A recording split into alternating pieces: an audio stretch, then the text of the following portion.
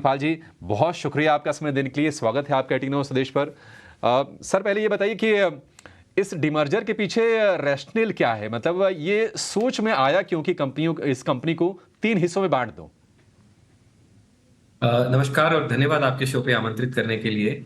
सो इसके इसके पीछे एक्चुअली अगर आप हमारी हिस्टोरिक ग्रोथ देखें, हमने ये कंपनी 2007 में चालू की थी एज अ स्टाफिंग कंपनी।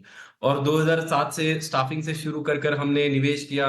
हमने फैसिलिटी मैनेजमेंट बिजनेसेस चालू किए। हमने बीपीएम और आईटी सर्विसेज में कुछ एक्विजिशंस किए। और फाइनली हमने job boards which is founded उसमें भी निवेश किया।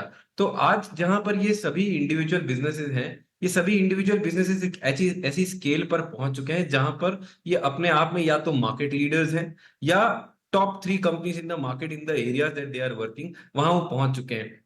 तो उस मुकाम पर पहुंचकर अब हर बिजनेस को एक एसेंशियल मैनेजमेंट फोकस, एक अपनी खुद की कैपिटल एलोकेशन स्ट्रेटेजी की बहुत ज्यादा जरूरत है, ताकि वो यहाँ से जो उनकी अगली ग्रोथ जर्नी है उसमें वो अपनी जो स्ट्रेंथ है उस पर वो आगे बढ़ सकें। तो इस थॉट प्रोसेस को ध्यान में रखते हुए हमने ये सिंप्लीफिकेशन और डीमर्जर अनाउंस किया है, जहां पर हमने, जैसा आपने आपके श्रोताओं को बताया, कि हमने जो आज जो शेयर होल्डर्स है क्वेस्ट में जिनके पास एक शेयर है, उनको एज पार्ट द डीमर्जर दोनों ही नई कंपनीज डिजिटाइट सॉल्यूशंस, जहां पर हमारा बीपीएम और आईटी सर्विसेज बिजनेस रहेगा, और ब्लू स्प्रिंग एंटरप्राइजेस जहां पर हमारा फैसिलिटी मैनेजमेंट और जो हमारे जॉब बोर्ड फाउंडेड में इन्वेस्टमेंट्स है वो रहेंगी। उनका एक एक शेयर मिलेगा। और स्टाफिंग जो बिजनेस है वो क्वेस्ट कॉर्प में ही कंटिन्यू करेगा।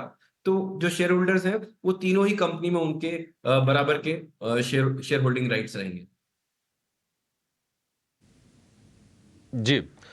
कमलपाल जी, ज़रा बताएँगे कि ये डिमर्जर की प्रक्रिया आप कब तक पूरी कर लेंगे और फिर उन कंपनीज़ में, तीनों कंपनीज़ में क्वेस्ट कॉर्प की होल्डिंग किस तरह से होगी? देखिए, शेयर होल्डिंग में कोई चेंज नहीं होगा। आज भी अगर आप देखें तो जो क्वेस्ट की शेयर होल्डिंग है, जिसमें 56%, लगभग 56% प्रमोटर शेयर होल्डिंग है, और बाकी 44% जो है वो पब्लिक शेयर होल्डिंग है।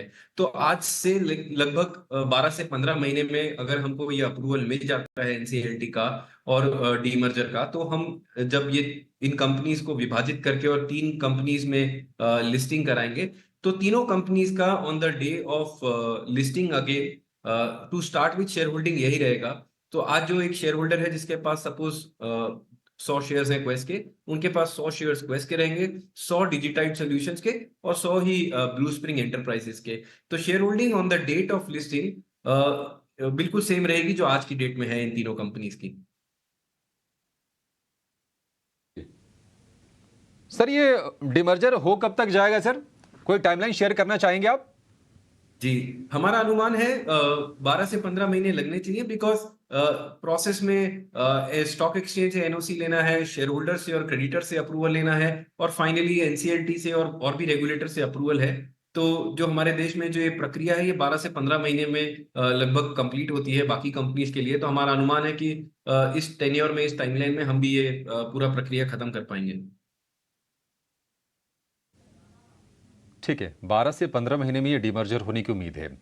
कमलपाल जी, एनालिस्ट का व्यू ये है कि क्वेस्ट कॉर्प से सबसे ज़्यादा आय आएगी, जबकि जो दूसरी कंपनी होगी डिजिटाइड सॉल्यूशंस, वो आपका मार्जिन ड्राइवर होगा।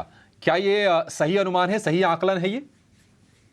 जी, देखिए, सभी बिजनेसेस की अपनी अपनी स्ट्रेंथ है। सो जो हमारा स्टाफिंग बिजनेस है जो क्वेस्ट कॉर्प में रहेगा, वो ऑलरेडी एक ग्लोबल स्केल का बिजनेस है। हम भारत में सबसे बड़ी स्टाफिंग कंपनी है, और आज के टाइम पर दुनिया में भी हम हेडकाउंट बेसिस पे टॉप 4 में आते हैं। तो वहां हमारा विजन है कि हमको अगले कुछ सालों में दुनिया की नंबर 1 स्टाफिंग कंपनी बनना है इन टर्म्स ऑफ हेडकाउंट। तो स्टाफिंग कंपनी के लिए वो विजन रहेगा, और अकॉर्डिंगली उनके नंबर्स फ्लो होंगे।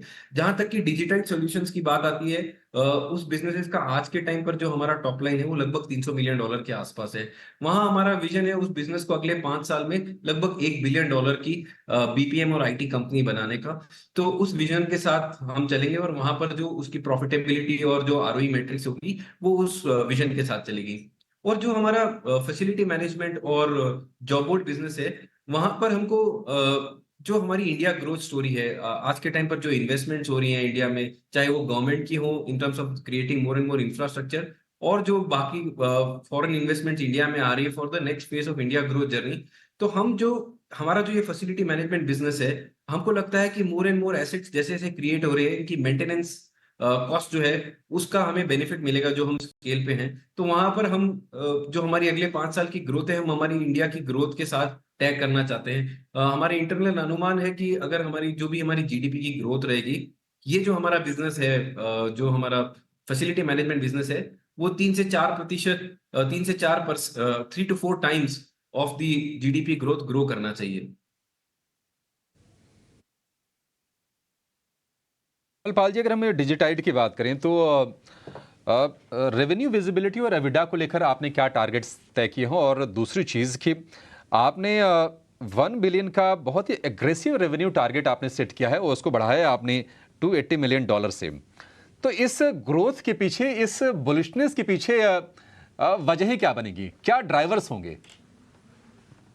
जी देखिए, अगर जैसे डिजिटल बिजनेस की बात करें, जो कि आपने बोला कि हमने बहुत ही एग्रेसिव टारगेट लिया है 300 मिलियन से 1 बिलियन जाने का, तो एक टाइम फ्रेम है। हम बोल रहे हैं कि हम 4 से 5 साल में हम वो जर्नी तय कर पाएंगे। अब उसका रीजन जो है, आज के टाइम पर जो डिजिटल पेनिट्रेशन है इंडिया में, आप चाहे जो यूआईडी का पेनिट्रेशन है कंट्री में, जो बैंकिंग एक्सेस है across the country on smartphones, जो हमारा डिजिटल पेमेंट एक्सेस है कंट्री में, जो हमारे डिजिटल ट्रांजैक्शन है, जो आज के टाइम पर 63% से बढ़कर 73% तक पहुंच चुके हैं।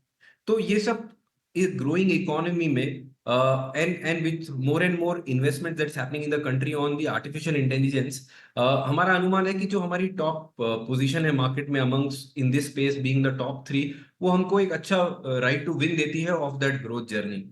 जहां तक की बात करें स्टाफिंग बिजनेसेस की, तो ये बिजनेस हमने ऑर्गेनिकली ग्रो किया है। आज उस बिजनेस में हम जो 2007 से चालू किया, आगे हम मार्केट लीडर है इंडिया में, लगभग 4 लाख हमारा हेडकाउंट है। और वहां पर हमने देखा है कि हमारी जो ग्रोथ है पिछले 4 से 5 साल में ऑन एन एवरेज 20% कैगर की ग्रोथ है। तो that gives us enough confidence कि we should be able to grow that business at that scale.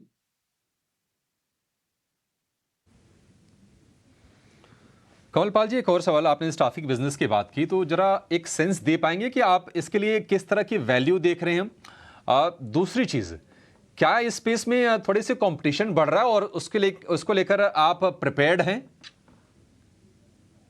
Ji, value unlock इस पूरी एक्टिविटी से जरूर होनी चाहिए, बिकॉज हमने देखा है कि जब भी कंपनीज ने डीमर्जर प्रोसेस किया है, शेयर होल्डर्स के लिए अच्छी वैल्यू अनलॉक होती है। हमारी एक सोच यह भी रही है कि आज के टाइम पर एक काफी बड़ा कॉन्ग्लोमरेट डिस्काउंट है क्वेस्ट के ऊपर, बिकॉज शेयर होल्डर्स के लिए पोजीशनिंग करना बहुत ही मुश्किल हो जाता है कि हमको एज अ स्टाफिंग कंपनी देखे, या हमको बीपीएम आईटी कंपनी देखे, या हमको फैसिलिटी मैनेजमेंट कंपनी देखे। तो ये आई थिंक सभी को एक अपॉर्चुनिटी देगा post post the demerger and post the listing, कि जो शेयर होल्डर्स को जिन इंडस्ट्रीज पे व्यूज लेने हैं, वो उन इंडस्ट्रीज में इन्वेस्टेड रह सकते हैं। तो आपका जो सवाल है, वैल्यू अनलॉकिंग जरूर होनी चाहिए, ऐसा हमारा अनुमान है, और ऐसा हमने देखा भी है पास्ट में जब भी कंपनीज ने जो ये डीमर्जर प्रोसेस किया है।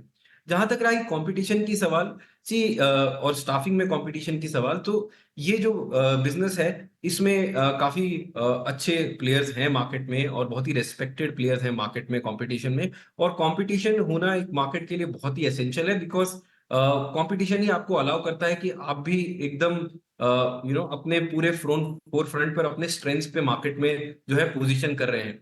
तो जो कंपटीशन है इस इंडस्ट्री में, वो बहुत ही फेवरेबल कंपटीशन है और बहुत ही रेस्पेक्टेड कंपटीशन है। तो उससे हमें लगता है कि इस इंडस्ट्री को बहुत ही बेनिफिट होगा।